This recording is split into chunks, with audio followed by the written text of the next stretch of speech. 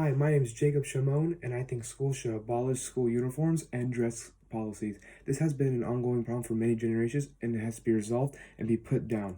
School uniforms and dress codes are unnecessary and need to be looked at and reevaluated.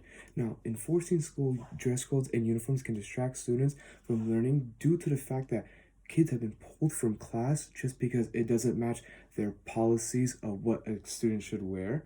And we all have been affected at this point sometimes in our lives, mostly middle school and high school.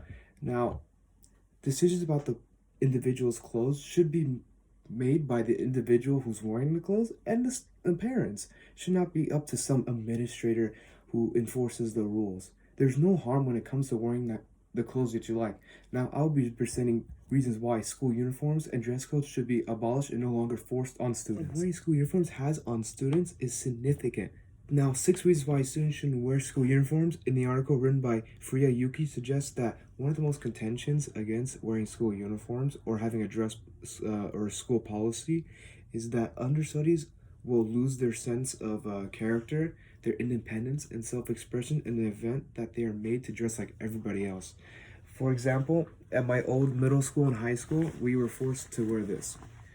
This was enforced in Orange County, and we had to wear white button-up long sleeve t-shirts, and we had to wear khakis with it, or like nice dressy pants. And if it wasn't white, black, or blue, we would not be allowed to, we would be forced to call our parents, and they were forced to bring us clothes, or we would not be able to attend our classes, which was very damaging. And this is a personal experience from me. More reasons why students do not like dress codes because they don't like being told what to do. And like people as my age, middle school, we like to rebel. We're young, we're feisty. We want to not follow these rules. I did not want to. And that's how it is. And then some families cannot afford uniforms like that with dressy shirts. What happens if it gets dirty? They have to wash it, or they lose it. They can't afford it. So that's just some things that schools have to take in consideration. Further detail as to why students and parents should get together and discuss why they should not follow the school dress code and why schools should abolish it. Now, according in the article pro con, should students wear uniforms? A PDH associate professor at Brock University, Tony Falk, stated, and I quote, "Overall, there is no evidence in bullying literature that supports a reduction in violence due to school uniforms. A peer-reviewed study found that school uniforms increase the average number of assaults by 14 per year in the most violent schools. A Texas Southern University study found that school discipline incidents rose about 12% after the enforcement of uniforms and dress policies. And according to the Miami-Dade County Public Schools of Education, Evaluation, and Management, fights in middle school nearly doubled within the year of introducing mandatory uniforms."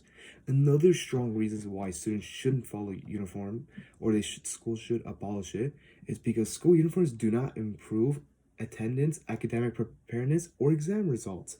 And now this is from a study from a great doctor, professor of psychology at Virginia Polytech Institute and State of University of Virginia Tech, David L. Brusma.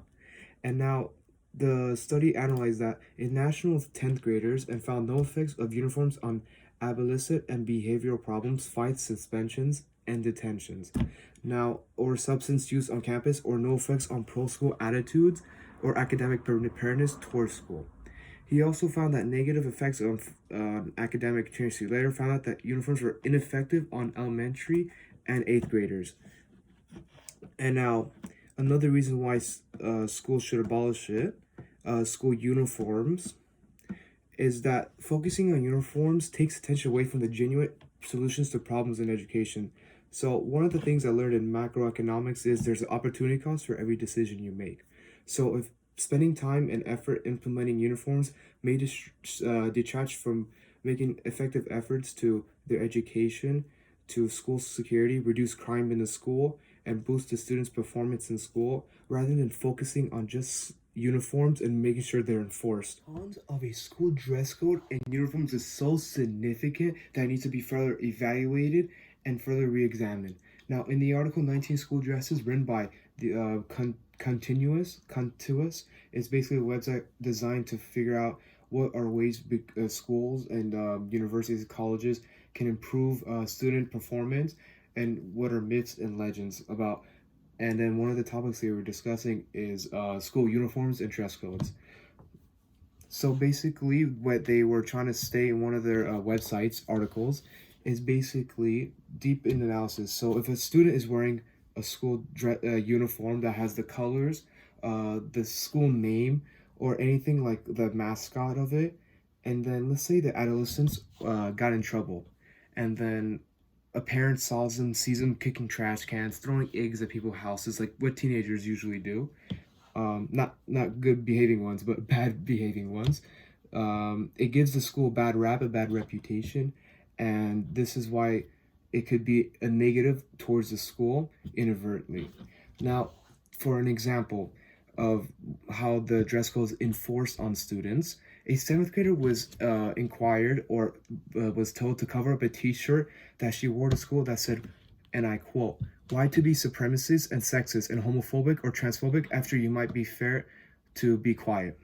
Her instructor was instructed her to be claimed that the content on her T-shirt was hostile and very aggressive, and she was told to go in the office and call her mom to come pick up a clean sheet of T-shirt for her daughter, and the parent refused, saying, "Nope, this is what my daughter wanted to wear, and I approved of it, and it should be nobody else's business."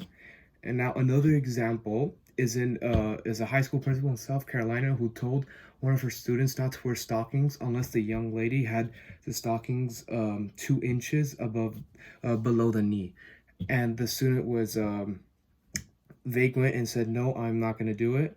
I was well attended. My parents approved of this, and I'm not going to change it." And the administrator stepped over her boundaries and forced her to change the clothes. And now, brake light. Dress codes and uniforms are outdated and need to be looked at. They have been proven to be ineffective and not beneficial for performance. And now, conclusion. Undeniable fact is school uniforms and dress codes should not be enforced by some administrators, but rather by the parents and the individual who's wearing the clothing. Now, it's nobody's business what the child wears. It's only up to the parents and the legal guardians. I have been affected by this horrendous rule, and so many others, like my friends who for wearing tank tops at school on a hot sunny day around 95 degrees, and the classrooms will have no AC, but it's a problem because it's not their policies. Now, I've seen girls, one of my friends who've had spaghetti straps and shorts shorter above the knee, and they would get pulled from class, and they would sit in the office for hours, like an hour or two, just waiting for the parents to go back home from work and pick up clothes, fresh new clothes that match the school policies, because that's the policy. Now, I hope this presentation helps you realize that school uniforms and dress codes are just plain old ineffective and should be abolished and should be in the history book as the worst decisions schools have ever made.